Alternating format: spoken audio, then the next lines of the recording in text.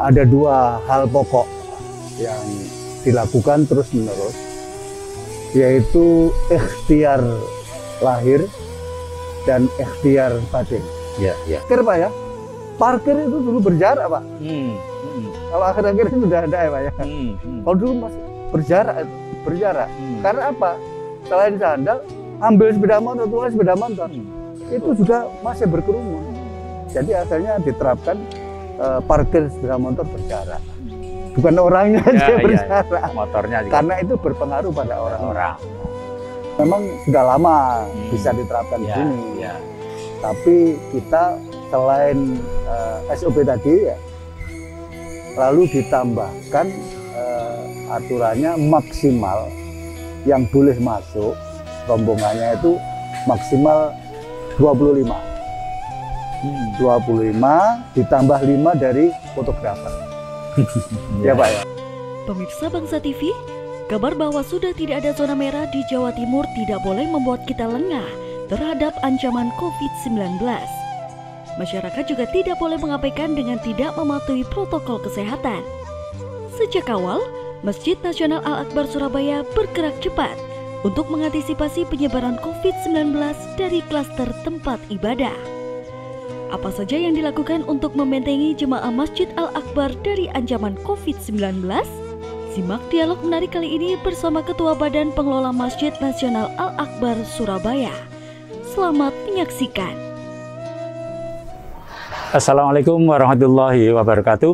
Waalaikumsalam warahmatullahi wabarakatuh. Para pemirsa Bangsa TV di studio ataupun dimanapun berada, selamat jumpa dengan saya Abdurrahman Waida, mengantarkan acara Bincang dengan Kiai. Pada kesempatan kali ini kami akan berbincang dengan Kiai Haji Suja, Ketua Pengelola Masjid Nasional Al-Akbar Surabaya. Pada kesempatan kali ini kita akan berbincang seputar COVID, di mana pada beberapa terakhir ini dikabarkan zona merah sudah tidak ada di Jawa Timur. Namun seperti diketahui, korban akibat COVID masih terus terjadi. Nah, kami ingin bicara dengan Bapak Kiai Suja selaku Ketua Pengelola Masjid Nasional Al-Akbar Surabaya. Assalamualaikum Pak Kiai. Waalaikumsalam warahmatullahi wabarakatuh. Bagaimana kabarnya Pak Kiai di tengah pandemi COVID yang seperti ini? Kesehatan Pak Kiai? Alhamdulillah sehat walafiat. Mudah-mudahan terus sehat walafiat. Ya, amin, amin, amin. Mudah-mudahan kita berharap sehat semua. Ya. COVID juga segera menyingkir dari tanah air kita. Amin, amin. Saya ingin bertanya Pak Kiai, apa yang dilakukan oleh Masjid Nasional Al-Akbar Surabaya untuk membentengi jamaah masjid dari COVID-19? Ya, alhamdulillah Masjid Nasional Al-Akbar Surabaya sejak awal terkenanya musibah pandemi COVID-19 ini telah melakukan langkah-langkah untuk mencegah penyebaran COVID-19 ini. Ada dua hal pokok yang dilakukan terus-menerus, yaitu ikhtiar lahir dan ikhtiar batin. Ya, ya. Kalau ikhtiar batin ini tentu kita terus-menerus mengajak khususnya kepada seluruh jamaah Masjid Nasional Al-Akbar Surabaya, termasuk juga keluarga besar Masjid Nasional Al-Akbar Surabaya khususnya dan umumnya kepada seluruh masyarakat Surabaya dan Jawa Timur ya, untuk terus istiqomah dalam menjalankan ibadah kepada Allah Subhanahu wa Ta'ala ya.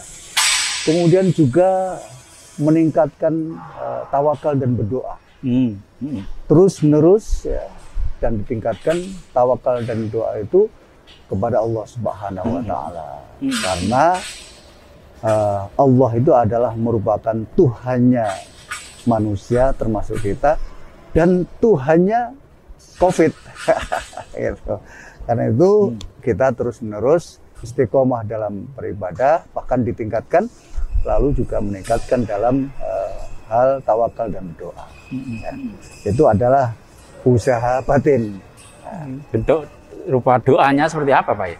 Ya, doanya banyak hal. Di antaranya adalah Allahumma dfa' andal ghala wal bala wal waba wal asqam wa min virus corona. Wa min virus corona. Nah, itu ya, di antaranya itu. Kemudian yang kedua bisa juga Allahumma sallimna wa sallim auladana banatina wa dzurriyyatana wa umara'ana wa ulama'ana minal bala wal waba wal asqam wa min virus corona ya wa min afatid dunya wa adzabil akhirah. Macam-macam. Yang penting intinya adalah kita berdoa kepada Allah, mudah-mudahan kita semuanya, seluruh masyarakat Surabaya, kemudian Jawa Timur dan Indonesia dan seluruh dunia diselamatkan dari wabah yang bernama COVID-19 ini. Kemudian juga senantiasa berdoa tadi Allahumma dfa' andal ghala ya. Itu kemudian Allah angkatlah wabah ini dari bumi Indonesia khususnya dan dari belahan dunia pada umumnya. Nah, itu ya, itu yang batin. Usaha batin. Termasuk di sini juga gitu ya. Jadi kalau yang khutbah Jumat itu juga doanya diantaranya itu Allahumma dfa' andal ghala dan sebagainya itu ya. Lalu kemudian masa-masa masih merah itu ya, genting. Itu setiap sholat Jumat rakaat kedua itu ditambahkan doa qunut nazilah. Oh, qunut nazilah. Iya, qunut nazilah. Itu ya diantara upaya secara batiniah. Lah selain upaya atau ikhtiar batiniah, juga harus ada ikhtiar lahiriah. Ya. Itu penting. Jadi penggabungan antara ikhtiar batiniah dengan ikhtiar lahiriah. Ikhtiar lahiriah ya, itu kita menerapkan yang namanya 14 SOP. 14. Selain yang didengungkan oleh pemerintah 3M. 3M itu ya. Plus 11. Plus 11 berarti. Iya. Kalau di masjid ini, terutama kalau sholat Jumat. Sholat Jumat itu ya di masjid ini ya 3 kali dalam seminggu itu sterilisasi. Jadi disemprot semua menjadi steril, terutama sebelum sholat Jumat ya, dan pasca sholat Jumat. Itu pasti 2 kali ya? Ya, disemprot itu. Plus 3 kali itu ya dalam satu minggu. Kemudian jamaah mau masuk masjid, bagi yang wudhu belum membawa wudhu kan wudhu ya. Wudhu itu sudah berjarak itu. Jadi antara kran yang satu dengan yang lain itu berjarak. Yang satu ternyata tidak dipakai yang tengah-tengah. Iya, berjarak. Diatur. Lalu kemudian di situ juga disiapkan namanya hand sanitizer di tempat wudhu. Di tempat wudhu. Iya, tempat wudhu. Lalu kemudian setelah itu ya tentu disiapkan sabun juga kan. Sabun juga itu. Sabun dia mencuci tangan dengan sabun dengan air mengalir. Selain wudhu ya, Kalau wudhu kan bisa aja nggak pakai sabun. Nah, ini pakai sabun. Kemudian begitu mau masuk masjid setelah wudhu ya, bagi yang wudhu, lalu kemudian sandal atau sepatu itu dibawa ke dalam. Tentu masing-masing karena sudah lama kita terapkan ya Pak. Masing-masing sudah bawa tas plastik. Ada yang tas kresek ya, tas kresek. Kalau dulu awal-awal disiapkan oleh masjid. Tapi setelah lama-lama tetap diterapkan, tapi jamaah sudah ngerti. Bawa sendiri. Masing-masing bawa sendiri. Sandal dibawa ke dalam. Kenapa dibawa ke dalam? Untuk menghindari kerumunan. ketika mau pulang. Awal-awal dulu ketika belum diterapkan, Pak, kok masih terjadi kerumunan ya? Apa ya? Ternyata itu begitu pulang ya, mencari sandal masing-masing ya. Itu kan berkerumun itu. Berkerumun. Kita memang menghindari sekecil apapun kerumunan. Untuk kerumunan. Karena kita juga tidak mau ya terjadi klaster, Pak ya. Iya. Klaster sandal. Iya, gitu. Sampai dulu pernah itu sudah diterapkan parkir, Pak ya. Parkir itu dulu berjarak, Pak. Kalau akhir-akhir ini sudah ada ya, Pak ya. Kalau dulu masih berjarak itu, berjarak. Karena apa? Selain sandal, ambil sepeda motor, tulis sepeda motor. Itu juga masih berkerumun. Jadi akhirnya diterapkan parkir sepeda motor berjarak. Bukan orangnya aja berjarak. Motornya juga. Karena itu berpengaruh pada orang-orang. Begitu mau masuk, di pintu itu juga sudah ada hand sanitizer. Lagi juga. Ya? Iya, hand sanitizer. Karena bagi yang mungkin sudah membawa wudhu dari rumah, kan tidak masuk ke tempat wudhu, langsung masuk. Dan itu disiapkan hand sanitizer, juga tempat cuci tangan, pakai sabun, disiapkan di situ. Di dekat pintu. Setelah selesai di situ, lalu petugas kami siap untuk tes tes termogan. Termogan, tes suhu ya. Ya, tes suhu. Bagi yang lebih dari 37 ya. Ya. Bagi 7 maka 8. 37 38 ya. 38. Ya. Itu disuruh istirahat sementara. Ditempatkan itu ya. Jadi untuk sementara istirahat di situ ya. Nanti mungkin ada perubahan. Kadang-kadang suhu itu kan kadang-kadang dipengaruhi oleh stres kan. Begitu stresnya sudah hilang, kadang-kadang terus turun. Kemudian melalui bilik. Jadi ada bilik sterilisasi Pak ya. Bilik sterilisasi lewat itu. Pintu yang dulu itu dibuka semua, Pak. Kalau Jumatan 45 pintu, Pak ya. 45 ya semua. 45 pintu. Tapi masa pandemi itu hasil dibuka 2, Pak ya. 3 ya. 2, terus yang satu dari selatan. Ya, selatan. 2 sama 3. Karena itu juga mempengaruhi terhadap petugas kita, terbatas kan. Kalau terlalu banyak nanti petugasnya juga tidak cukup. Gitu. Ya. Itu ya. Terus begitu masuk masjid, lalu di sini semua dicek masker. Jadi begitu masuk dicek masker. Semua harus pakai masker dan pemakaian yang benar. Artinya ya sampai hidung tertutup. Iya. Kadang-kadang kan dipelorotkan ya, dicantol lagi. Iya. Kadang dicantol gini. Kadang-kadang ada yang di sini itu ada yang disai. Ya. Itu petugas kita. Ini Pak. Ya, itu tadi. Ini kasihnya. Itu selalu ada polisi maskernya. Ya, teman-teman itu. Di samping di sini kan ada dibantu penjaga shop ya, pengatur shop ya. Pengatur shop juga ada di sini, Pak. Shop juga diatur. Ya, shop juga diatur. Nah, di sini shopnya memang jaraknya agak jauh, lebar. agak lebar dibandingkan dengan masjid-masjid yang lain. Masjid-masjid lain. Sini itu kan menyamping ke kanan ke kiri itu 2 meter lebih, Pak ya, 2,15 ya. Iya. Ini sampai ini ya.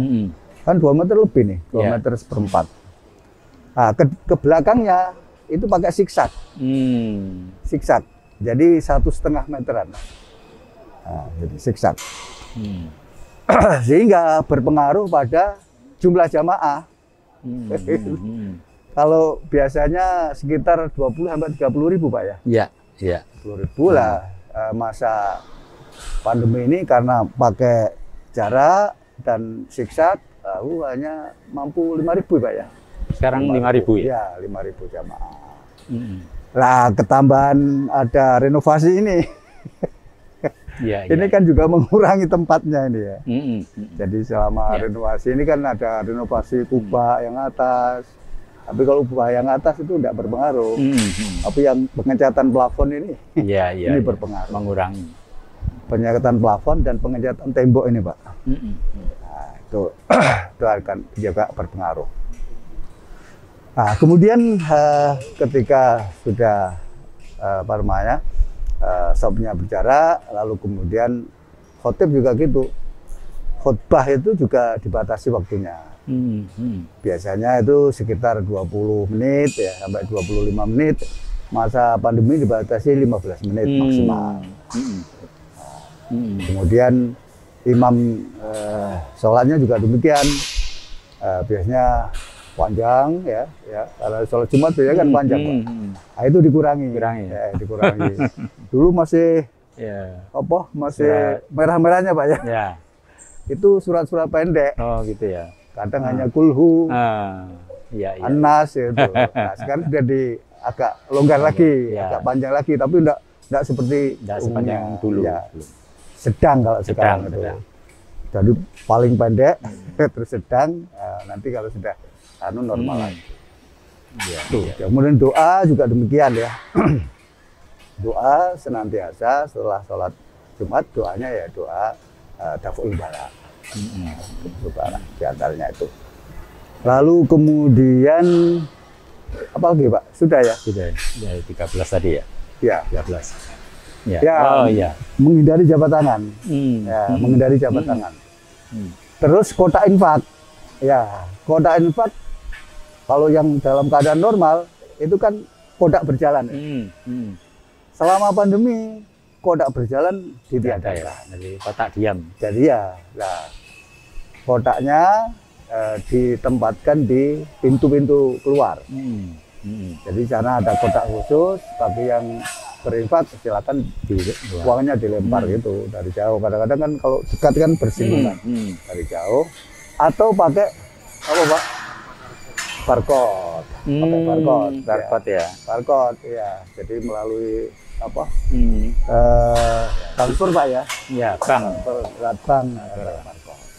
Dan alhamdulillah ya pengaruhnya lumayan. Iya.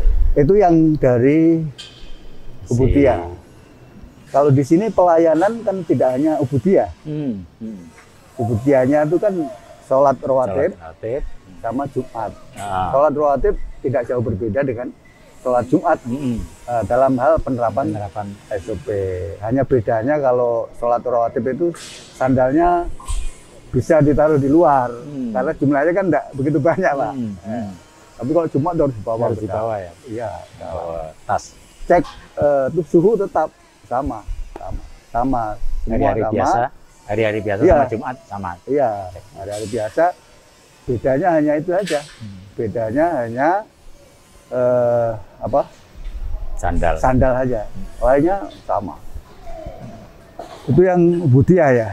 Nah, di sini juga ada pelayanan di luar Ubudiyah, di luar ibadah, yaitu akad nikah sama resepsi. Akad nikah memang sudah lama bisa diterapkan di sini. Tapi kita selain SOP tadi ya, lalu ditambahkan aturannya maksimal yang boleh masuk rombongannya itu maksimal 25. 25 ditambah 5 dari fotografer. Ya, Pak ya. 30. 25 jadi 30 maksimal. 30 itu plus manten ya. Iya, sudah termasuk manten. Pokoknya termasuk manten rombongan itu ya 25. 25 fotografernya bisa sampai 5. Dan itu sudah berjalan hampir tiap hari ada di sini. Hampir tiap hari. Ada akad nikahnya di sini. Senangannya di ruang utama. Walaupun ada ini masih tetap gitu ya. Minta di sini, Pak ya. Minta di sini. Tidak ada apa-apa, kita sudah menyampaikan ke yang bersangkutan bahwa ada renovasi kan, Pak ya. Terserah. Sebenarnya ada tempat yang sebelah sana ada. Tetapi mereka menghendaki yang di ruang utama. Mungkin backgroundnya ya. Selain barokah ya. Tempatnya bagus. Ya. Kemudian berikutnya yang di luar ibadah, resepsi. Kan sudah lama ada dibuka resepsi. Baru Oktober kemarin. Oh, mulai sudah ya? Iya, Oktober. sudah mulai. Tapi Oktober baru 1 Pak ya. Tapi dengan protokol kesehatan yang ketat. Nah ini beliau ini yang Pak Hendro ini itu melalui beberapa tahapan Pak. Simulasi. Selain rapat pertama ya, rapat dengan para vendor Pak ya. Kemudian dari yang punya hajat, kemudian internal kita ya, rapat berkali-kali, lalu kemudian diadakan simulasi. 2 kali simulasi Pak. Simulasi yang pertama itu memakai seperti biasa persemanan. Persemanan. Ya. Makan bersama ya? Makan boleh disiapkan seperti biasa Pak, ada persemanan ya. Tapi setelah kita evaluasi, ternyata masih terdapat kerumunan. Masih terdapat kerumunan. Lalu kemudian kita ngadakan simulasi lagi yang kedua. Pakai pembas ya. Pempes. Pakai pok gitu loh Pak. Berkat tuh ya. Oh, berkat. Jadi tidak menyiapkan persemanan. Kecuali yang VIP sama keluarga Pak ya. Keluarga. Tapi ya dengan pembatasan Pak. Jadi satu meja itu hanya 4 orang, 4 tempat duduk. Lalu ada sket mika itu. Penyekat. Jadi antar satu orang dengan yang lainnya komunikasinya ya agak terhambat ya. Memang kita harapkan tidak terjadi kontak-kontak fisik. Jadi lalu kemudian setelah kita evaluasi ternyata lebih bagus ya pakai box itu. Pakai box. Jadi box itu begitu lalu kemudian Oktober kita praktekkan, ada yang mau mengadakan di sini. Undangannya dibatasi maksimal 300 undangan, berarti kan 600 ya, 600 orang kan ya. Itu masuk, kita pakai box itu di panggung, tidak boleh salaman, konten tidak boleh, walaupun dengan manten. Berjarak kurang lebih 1 meter Pak ya, 1 meter dengan undakan ini. Jadi kira-kira selisih 30 cm Pak ya, 20 cm dari tamu yang jalan ini sama dengan yang punya gawe, manten maupun orang tuanya. Ya, orang tua di bawah. Jadi kira-kira 20 meter ya, 20 cm, 20 cm. Foto bersama ya boleh, tapi tetap berjarak. Foto bersama, lalu ucapan selamat, berjarak. Setelah turun dari panggung, langsung menuju persediaan box itu. Langsung ambil. Iya, langsung ambil. Tapi boxnya bagus-bagus Pak. Kemasannya bagus. Kemasannya bagus. Ambil. Jadi bukan wakul ya Pak? Iya, pulang sama apa namanya Pak? Souvenir. Ya. Jadi berkat tapi dikemas yang sedemikian rupa. Sedemikian rupa. Ya. Ketemunya ya mahal juga Pak.